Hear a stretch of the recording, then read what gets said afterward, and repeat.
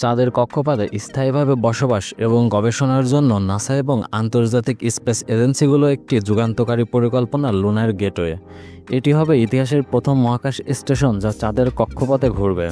কিন্তু এটি কেন তৈরি হচ্ছে, কী হবে এর উদ্দেশ্য?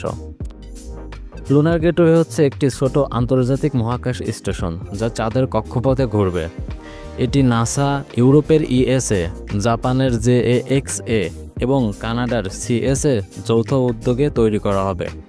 এই গেটওয়ে হবে ভবিষ্যতের চাঁদ ও মঙ্গলের অভিযানের কেন্দ্রবিন্দু, ঠিক যেন ইন্টারন্যাশনাল স্পেস স্টেশন পৃথিবীর কক্ষপথে বিজ্ঞান ও সহযোগিতার প্রতীক হিসেবে কাজ করে। লুনার গেটওয়ের কাজ: চাঁদের পৃষ্ঠে অবতরণে সহায়তা। এই লুনার গেটওয়ে হবে চাঁদের পৃষ্ঠে নামার আগে নভোচারীদের জন্য বেস ক্যাম্প।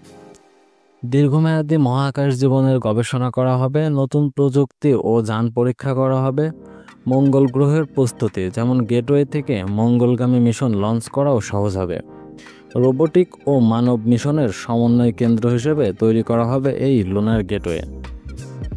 এই স্টেশনটি পৃথিবী ও চাঁদের একটি নিয়ার রেক্টলাইনার হলো অরবিট নামক কক্ষপথে ঘুরবে, যার মাধ্যমে চাঁদের সব প্রান্তে সহজে যোগাযোগ রাখা সম্ভব হবে। এতে থাকবে বিদ্যুৎ, জীবন রক্ষার ব্যবস্থা, ডকিং সিস্টেম এবং গবেষণাগার। নাসায়ের আর্টেমিস প্রোগ্রামের অধীনে লুনার গেটওয়ে নির্মাণ শুরু হয় 2024 সাল থেকে। এর প্রথম দুটি গুরুত্বপূর্ণ অংশ হলো PPE, power and propulsion element. 2 number হলো হলো হ্যাবিটেশন অ্যান্ড লজিস্টিক আউটপোস্ট। এগুলি 2025-26-এর মধ্যে কক্ষপথে স্থাপন করা হবে। লুনার গেটওয়ে আমাদের মহাকাশ অভিযানের এক বিশাল মাইল ফলক। এটি শুধু চাঁদে নয়, মঙ্গলের পথেও খুলে দিচ্ছে এক নতুন দিগন্ত। আপনি কি প্রস্তুত চাঁদের পাশে ঘেঁষে বেড়ানো সেই দিনের জন্য? ভিডিওটি ভালো লাগলে শেয়ার করুন, লাইক দিন এবং সাবস্ক্রাইব করতে ভুলবেন না।